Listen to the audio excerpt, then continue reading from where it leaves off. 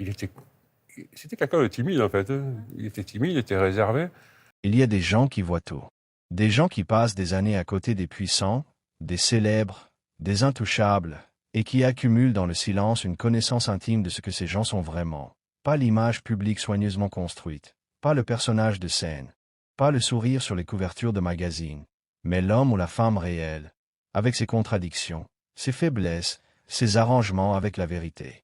Patrick Roussel est l'un de ces gens-là. Pendant 16 ans, de 1999 à 2016, il a été le chauffeur et le garde du corps de Johnny Hallyday. Il a conduit le taulier dans les rues de Paris, dans les collines de Los Angeles, sur les routes de Suisse.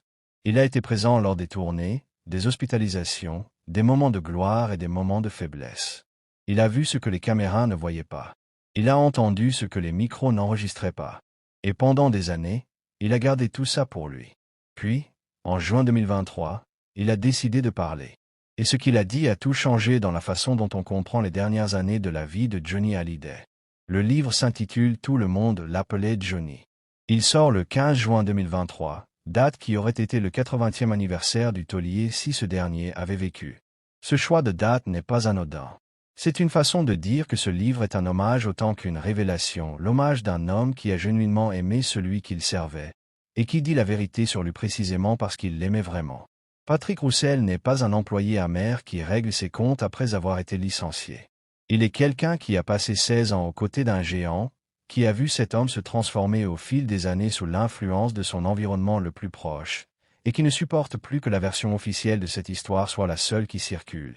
La version officielle, c'est celle que Laetitia Hallyday a construite depuis la mort de Johnny le 5 décembre 2017. La veuve inconsolable. La femme forte qui assume seule le poids d'un héritage colossal.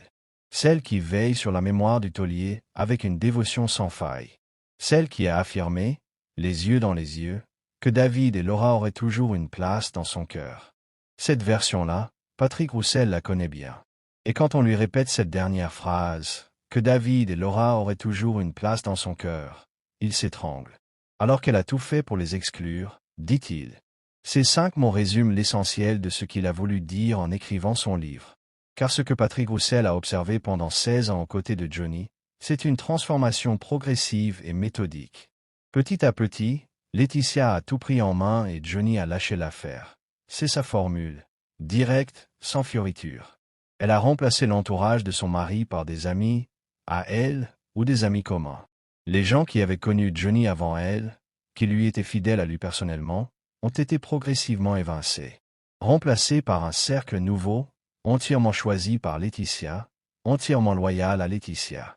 Et dans ce cercle nouveau, David et Laura n'avaient pas de place. Ce n'est pas seulement une question d'entourage général. Patrick Roussel va beaucoup plus loin. Il décrit comment Johnny voyait sa fille Laura en cachette. En cachette. Le taulier, qui avait rempli le Stade de France plusieurs fois de suite, qui avait été reçu par des présidents, qui avait été l'homme le plus célèbre de France pendant 50 ans, cet homme-là devait se cacher pour appeler sa propre fille. Il demandait à son chauffeur de couper son téléphone quand il allait voir Laura, pour éviter que Laetitia n'apprenne la visite. Cette image, Johnny Hallyday qui se faufile en secret pour embrasser sa fille comme s'il faisait quelque chose d'interdit, dit quelque chose d'essentiel sur la dynamique qui s'était installée dans les dernières années de sa vie. Patrick Roussel décrit aussi Laura comme quelqu'un de très fragile, qui souffrait de cette distance forcée avec son père. Il dit qu'elle voyait en lui, en Patrick, le chauffeur, un moyen de communication avec Johnny. Elle lui parlait, et lui parlait de son père, et ça lui permettait d'entrer un peu dans la vie du taulier. Laetitia n'était pas au courant de ces échanges entre Patrick et Laura. Une nouvelle fois, tout se passait dans la clandestinité, dans les marges d'une relation familiale qui avait été réduite à la portion congrue par la volonté d'une seule personne. Si vous aimez ce type de portrait, laissez un pouce bleu sous cette vidéo. Ça nous aide énormément à continuer ce travail. Et dites-nous en commentaire de quel pays vous regardez cette vidéo. Et puis il y a l'épisode des derniers jours.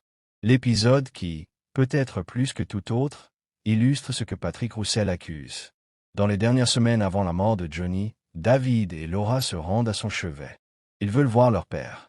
Ils veulent lui tenir la main une dernière fois, lui dire ce qu'on dit quand on sait qu'il n'y a plus beaucoup de temps. Selon Patrick Roussel, Laetitia les aurait laissés attendre pendant des heures dans le couloir ou dans une pièce adjacente, puis leur aurait fait dire que Johnny était trop fatigué pour les recevoir. Est-ce que Johnny savait que ses aînés étaient là? Est-ce qu'il aurait voulu les voir s'il avait su? Ces questions-là resteront sans réponse définitive. Mais ce que Patrick Roussel dit, c'est ce qu'il a observé de l'extérieur, et ce qu'il a observé l'a choqué profondément. Il y a une autre révélation dans le livre qui mérite d'être mentionnée parce qu'elle dit quelque chose sur la crédibilité de Laetitia comme narratrice de la vie de Johnny. Laetitia avait affirmé publiquement, dans une interview, que Johnny n'avait jamais eu besoin de chauffeur à Los Angeles. C'est faux. Patrick Roussel était précisément son chauffeur privé pendant son séjour californien. Il était là. Il conduisait Johnny. Il connaît les adresses, les itinéraires, les rendez-vous. Le mensonge est vérifiable, flagrant, inutile. Et pourtant il a été dit. Pourquoi mentir sur un détail aussi précis? Peut-être pour effacer la présence de Patrick Roussel du récit, pour réduire son statut de témoin, pour diminuer la crédibilité de ce qu'il pourrait un jour raconter. Ce calcul-là, s'il est exact, dit quelque chose de plus inquiétant que le mensonge lui-même. Patrick Roussel n'est pas le premier à parler. Danny Briand, ami de longue date de Johnny, avait dès 2018 sur le plateau d'On n'est pas couché exprimé son incompréhension devant la façon dont la succession avait été gérée. Il y a un problème, avait-il dit, avec la sobriété de quelqu'un qui en sait plus qu'il ne dit. Brigitte Bardot elle-même, depuis sa retraite de Saint-Tropez, avait appelé Laetitia à rendre à David et Laura ce qui leur revenait. Ces voix-là avaient été entendues, commentées, puis oubliées dans le flux continu de l'actualité. Mais Patrick Roussel, lui, a quelque chose que les autres n'ont pas, 16 ans de présence quotidienne. 16 ans de mémoire concrète. Des noms, des dates, des adresses, des conversations, des moments précis qui ne sont pas des impressions ou des opinions mais des faits observés de l'intérieur. Laetitia Hallyday a réagi à la sortie du livre avec ce mélange de dignité blessée et d'indignation contrôlée qui caractérise ses prises de parole publiques quand elle est attaquée. Elle a qualifié les accusations de fausses et choquantes. Elle a dit que Patrick Roussel n'était pas ce qu'il prétendait être, que ses fonctions réelles à Los Angeles étaient différentes de celles qu'il revendique. C'est la contradiction flagrante que Patrick Roussel lui retourne directement. Si je n'étais pas chauffeur, pourquoi m'appelleriez-vous pour nier que Johnny avait un chauffeur? Ce livre et ses révélations arrivent dans un contexte particulier. Ils arrivent après 2 ans et demi de guerre judiciaire entre Laetitia et les aînés, après l'accord de juillet 2020 qui a mis fin aux procédures, après plusieurs années pendant lesquelles chacun semblait avoir décidé de tourner la page. Et pourtant Patrick Roussel parle. Parce que, dit-il, tourner la page ne signifie pas réécrire l'histoire. Et l'histoire, telle qu'il a vécue pendant 16 ans aux côtés de Johnny Hallyday, méritait d'être racontée par quelqu'un qui était là. Pour comprendre pourquoi les révélations de Patrick Roussel ont un poids aussi particulier, il faut comprendre qui était vraiment Johnny Hallyday dans l'intimité, pas le personnage public, pas le mythe, mais l'homme que ses proches voyaient quand les caméras s'éteignaient.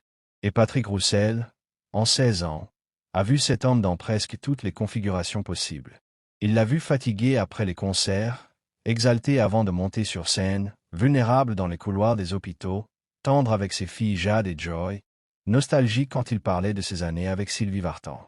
Et il a vu, progressivement, perdre le contrôle de ce qui constituait sa vie la plus intime, ses relations avec ses aînés, son entourage, sa propre maison. Ce que décrit Patrick Roussel dans son livre n'est pas un portrait de monstre. Laetitia Hallyday n'y est pas présentée comme une femme mauvaise par nature. Elle est présentée comme une femme qui aimait Johnny à sa façon, une façon possessive, exclusive, qui ne laissait pas beaucoup de place à ce qui existait avant elle. Elle avait souffert des infidélités de son mari. Patrick Roussel le confirme, Johnny était un homme qui trompait, qui avait toujours besoin de se prouver quelque chose en tant qu'homme, même si ses conquêtes étaient facilitées par sa célébrité plutôt que par un manque d'amour envers sa femme. Ces infidélités avaient laissé des cicatrices dans leur relation. Et peut-être que le contrôle progressif que Laetitia a exercé sur l'entourage et les fréquentations de Johnny était, au moins en partie, une réponse à cette douleur, une façon de maintenir son mari dans un cercle qu'elle pouvait surveiller, dans une vie dont elle tenait les fils. Mais quelle que soit la psychologie de Laetitia, les conséquences sur David et Laura ont été réelles et documentées. David avait eu la chance, dit Patrick Roussel, d'être élevé par son beau-père Tony Scotti, le frère de Sylvie Vartan, et d'avoir une vie structurée, une carrière, une stabilité qui le rendait moins dépendant de la relation avec Johnny. Mais Laura était différente. Laura était très fragile, selon les propres mots du chauffeur. Elle avait besoin de son père d'une façon plus urgente, plus viscérale. Et c'est elle qui a le plus souffert de cette distance imposée. Elle voyait en Patrick un intermédiaire, un pont entre elle et Johnny. Elle lui parlait pour qu'il lui parle de son père. Et ces conversations avaient lieu à l'insu de Laetitia, dans les marges d'une surveillance que le chauffeur lui-même trouvait choquante. Choquant, c'est le mot que Patrick Roussel utilise lui-même pour qualifier ce qu'il a observé. Il s'en explique dans l'interview qu'il a accordée à Europe 1 au moment de la sortie de son livre. Il dit qu'il était choqué de voir Johnny se cacher pour appeler sa fille. Qu'un homme de cette stature, de cette renommée, de cet âge, Johnny avait entre 56 et 73 ans pendant les 16 années où Patrick était à son service, devait agir comme un adolescent qui dissimule ses fréquentations à un parent contrôlant. Cette image-là, une fois qu'on l'a dans la tête, est difficile à défaire. Elle dit quelque chose sur ce qu'est devenu Johnny Hallyday dans les dernières années de sa vie. Un homme dont la liberté intérieure, pourtant si présente sur scène, s'était progressivement rétrécie dans l'espace privé. Ce rétrécissement n'a pas été immédiat. Patrick Roussel décrit une évolution sur plusieurs années. Au début de sa période aux côtés de Johnny, les choses fonctionnaient différemment. Laetitia était présente, centrale, mais les relations avec l'entourage existant de Johnny n'étaient pas encore aussi filtrées qu'elles le deviendraient. C'est progressivement, lentement, que la configuration a changé. Progressivement que les anciens proches ont été remplacés. Progressivement que la scission avec David et Laura s'est renforcée. Progressivement que Johnny a lâché l'affaire, cette expression-là revient plusieurs fois dans les déclarations de Patrick Roussel. Et elle dit quelque chose d'important. Johnny n'a pas été contraint par la force. Il a cédé. Il a abandonné des pans entiers de sa vie sans vraiment se battre pour les garder. Peut-être par lassitude. Peut-être par amour. Peut-être par cette capacité qu'ont certains hommes très forts en public à se montrer extraordinairement passifs dans l'intimité. 8 ans après la mort de Johnny, ces révélations résonnent différemment qu'en 2023 quand le livre est sorti. La guerre de succession est terminée. L'accord de juillet 2020 a mis fin aux procédures judiciaires. David et Laura ont tourné la page, du moins officiellement. Laetitia continue de gérer le patrimoine et l'image de Johnny. La famille Hallyday, si on peut encore l'appeler ainsi, s'est stabilisée dans une forme d'équilibre précaire où chacun existe dans son coin sans chercher à rouvrir les blessures. Et pourtant le livre de Patrick Roussel continue de circuler, continue d'être lu, continue de nourrir une interrogation que les accords d'avocats n'ont pas pu éteindre. Est-ce que Johnny a vraiment voulu déshériter ses aînés? Ou est-ce que cette décision était le résultat d'une influence progressive qu'il avait progressivement coupé d'eux? Cette question-là n'a pas de réponse définitive. Johnny ne peut plus parler. Laetitia dit que le testament exprimait la vraie volonté de son mari. Patrick Roussel dit que le Johnny qu'il a connu n'aurait pas agi ainsi de lui-même. David et Laura, de leur côté, ont accepté l'accord et ont choisi de ne plus en parler publiquement. La vérité, quelle qu'elle soit, est enterrée quelque part entre ces versions contradictoires, dans les mémoires de gens qui y avaient accès et qui n'ont pas tous décidé de tout dire. Ce qu'on peut dire avec certitude, c'est que Patrick Roussel a apporté quelque chose que personne d'autre ne pouvait apporter, le témoignage d'un homme ordinaire, pas une célébrité, pas un avocat, pas un membre de la famille, mais quelqu'un qui était payé pour être là, présent, discret, et qui a tout vu précisément parce qu'on ne faisait pas attention à lui. Les chauffeurs voient tout. Ils sont dans la voiture, séparés de l'habitacle arrière par quelques centimètres de tissu et de verre, et les gens oublient qu'ils sont là. Ils parlent comme si personne n'écoutait. Ils se disputent comme si personne ne regardait dans le rétroviseur. Ils pleurent parfois, ou ils rient, ou ils disent des choses qu'ils ne diraient jamais en public. Patrick Roussel a été là pendant 16 ans. Et quand il dit qu'il a vu Johnny se cacher pour appeler sa fille, il ne parle pas d'une impression. Il parle de ce qu'il a vu dans son propre rétroviseur. Johnny Hallyday est mort le 5 décembre 2017 dans sa résidence de Marne-la-Coquette. Il avait 74 ans. La France entière l'a pleuré pendant plusieurs jours. Des millions de gens ont regardé le cortège funèbre descendre les Champs-Élysées. Le président de la République a prononcé un discours. Et dans toute cette cérémonie nationale, il y avait une image qui résumait à elle seule la fracture familiale que personne n'osait vraiment nommer. David et Laura, présents aux funérailles, réunis pour la dernière fois autour d'un père qui les avait tenus à distance pendant les dernières années de sa vie. Réunis dans le deuil public d'un homme dont ils avaient été privés, en privé, depuis trop longtemps. Patrick Roussel a attendu 5 ans avant de publier son livre. Il dit qu'il a attendu pour laisser passer le temps du deuil le plus aigu. Il dit qu'il a attendu pour être sûr de ce qu'il voulait dire et de la façon dont il voulait le dire. Et peut-être aussi pour mesurer ce que ce témoignage allait coûter en relation, en confort, en tranquillité. Parce que parler de Laetitia Hallyday, en France, ce n'est pas anodin. Elle dispose de ressources juridiques considérables et n'hésite pas à les utiliser. Mais Patrick Roussel a parlé quand même. Parce que, dit-il, il était là. Et quelqu'un qui était là se doit de dire ce qu'il a vu. C'est peut-être ça, au fond, la chose la plus simple et la plus forte de toute cette histoire. Pas les accusations, pas les révélations, pas la guerre de succession ou les millions en jeu. Juste un homme qui a passé 16 ans à conduire un autre homme, à le protéger, à le regarder vivre et vieillir et s'affaiblir, et qui a décidé que la vérité méritait d'être dite. Même si ça dérangeait, même si ça rouvrait des plaies, même si personne ne lui avait demandé.